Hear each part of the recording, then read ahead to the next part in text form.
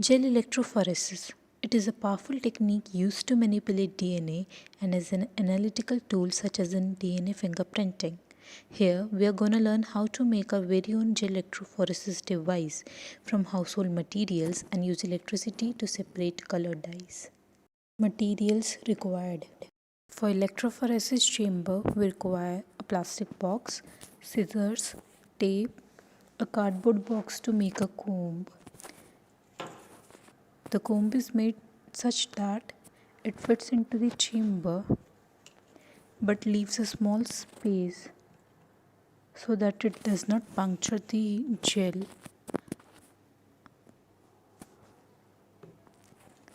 To preferably stainless steel wire so that they do not corrode.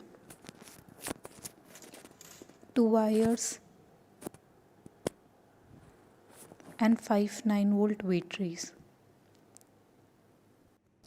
Stitch the 9-volt batteries together to make a 45-volt battery with a positive and a negative terminal and connect the 2 wires to the 2 terminals.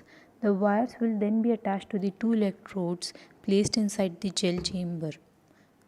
For gel and buffer preparations, first we take 200 ml of distilled water to which we add 2 grams of baking soda.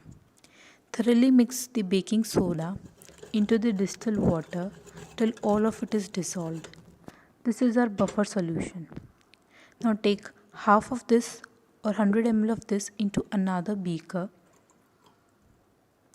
and mix 3 tablespoons of gelatin powder into it. Unlike agar or agarose, gelatin powder gives us a translucent solution. Now oven heat this solution for 2 to 3 minutes so that all the gelatin is dissolved. After cooling, pour this gelatin into the gel chamber till the lower parts of the combs are submerged. Now place the gel chamber in the freeze to set the gelatin for 45 minutes to 1 hour. For sample preparations, we use food color instead of the DNA used in the laboratories. It is negatively charged. 2 primary colors, red and yellow, and a secondary color, green, is preferred. To make sure that the dyes set into the well, we make it denser than the buffer by adding 1 drop of glycerin and 1 drop of dye into 1 ml of water. The gel is set, remove it from the freezer and remove the comb from the gel. 3 wells are created in the gel. Now take a knife and cut the gel about 1 centimeter from both the ends so that the electrodes can be fitted here. This is how our chamber will look. Now pour the remaining buffer solution into the chamber till the gel is covered. These are our 3 pre-prepared sample solution.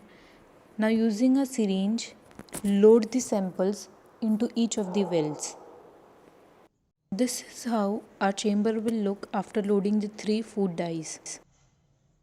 Now take the 2 stainless steel wires and fit them into the chamber to act as electrodes for the power supply to be connected. Take the 45-volt battery prepared and connect the negative terminal to the electrode closest to the well and the positive terminal to the far away electrode.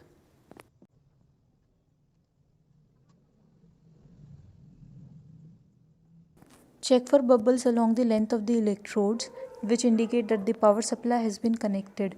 Run the gel for 15 to 20 minutes. Due to the electric current, the negatively charged food dyes are attracted towards the positive electrode and move towards it at different rates on the basis of their size, and hence different colors are separated. And this is how an agar-agar gel looks like.